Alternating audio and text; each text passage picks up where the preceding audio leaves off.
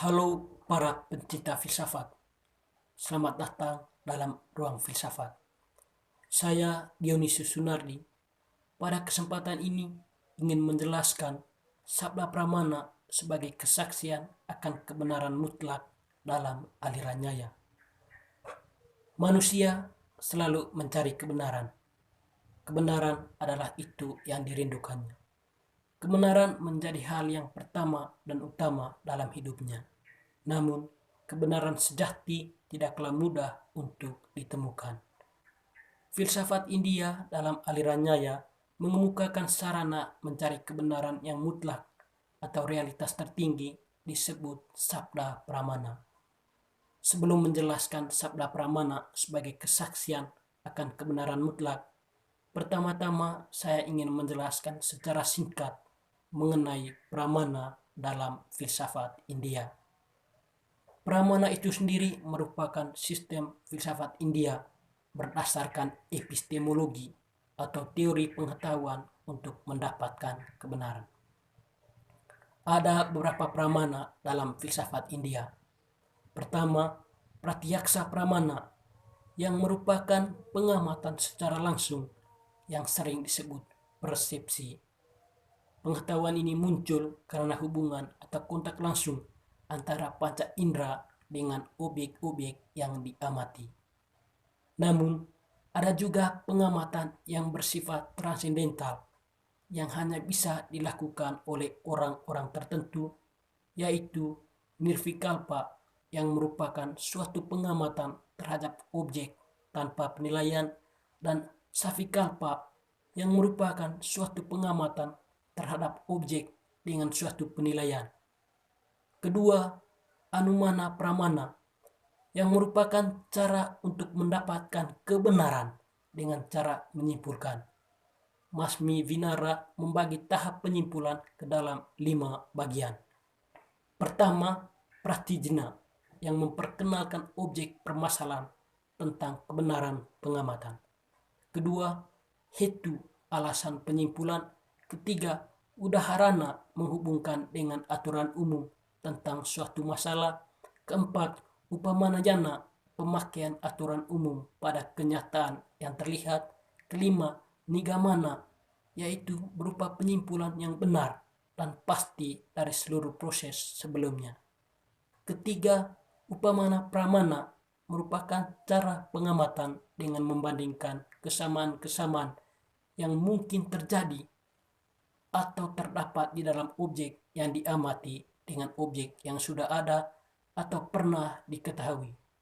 Keempat, sabda pramana adalah pengetahuan yang diperoleh melalui kesaksian. Sabda dari seorang yang dapat dipercayai kata-katanya atau dari naskah-naskah yang diakui kebenarannya. Keempat pramana ini berasal dari aliran nyaya yang dianggap sebagai sumber pengetahuan yang sah. Selain itu, dua pramana lain adalah Artapatti dan Anupalabdi yang ada dalam filsafat Mimamsa dan Advaita. Pertama, Artapatti yang merupakan suatu bentuk perkiraan yang sangat diperlukan terhadap sesuatu yang sulit dipahami melalui beberapa penjelasan yang berawalan satu dengan yang lainnya. Kedua, Anupalabdi yang merupakan cara untuk mendapatkan pengetahuan mengenai tidak adanya pengamatan terhadap suatu objek dikarenakan bendanya memang tidak ada. Selanjutnya, saya akan menjelaskan sabda pramana sebagai kesaksian akan kebenaran mutlak dalam aliran nyaya. Sabda pramana adalah pengetahuan yang diperoleh melalui kesaksian, sabda dari seorang yang dapat dipercayai kata-katanya atau dari naskah-naskah yang diakui kebenarannya. Kesaksian terdiri atas dua jenis. Yang pertama, laukika sabda, yaitu bentuk kesaksian yang berasal dari orang-orang yang dapat dipercayai dan kesaksiannya dapat diterima menurut logika atau akal sehat. Kedua, Vaidika sabda, yaitu bentuk kesaksian yang didasarkan pada naskah-naskah suci Veda Sruti yang merupakan sabda Brahman dan tidak mungkin salah. Kesaksian dengan demikian dapat dipahami ke dalam dua bagian. Yang pertama berdasarkan logika atau akal sehat, dan yang kedua berdasarkan teks suci yang dipercayai berasal dari realitas tertinggi. Kesaksian akan kebenaran mutlak dalam kitab Veda menimbulkan kesan bahwa kebenaran apapun tentang pengetahuan tampaknya akan menjadi sah apabila kebenaran itu sesuai dengan pernyataan Tuhan. Hal ini jelas dalam sabda yang mengatakan bahwa teks suci adalah sabda dan pernyataan Tuhan sendiri. Teks suci dipercayai sebagai wahyu yang diturunkan langsung oleh Allah. Kebenaran mutlak dalam kitab Veda dapat diartikan sebagai pengetahuan abadi. Pengetahuan akan kebenaran mutlak dapat tercapai melalui saksi. Ada saksi yang melihat, bukti ada atau tidak bukti kejadian, ili kita tertulis atau tidak, sabda mempertimbangkan dengan memberi sayan, bayu mempertimbangkan dengan keyakinan yang kuat, dan idep mempertimbangkan dengan pikiran yang sehat. Dengan demikian, pengetahuan sejati atau kebenaran mutlak akan tercapai melalui kesaksian manusia atau logika dan kesaksian Vaidika atau Veda. Di antara kedua kesaksian ini, kesaksian Veda dipandang sebagai yang paling sempurna dan tidak dapat salah. Terakhir, saya akan berusaha melihat relevansi dari sabda Pramana sebagai kesaksian akan kebenaran mutlak dalam aliran Nyaya.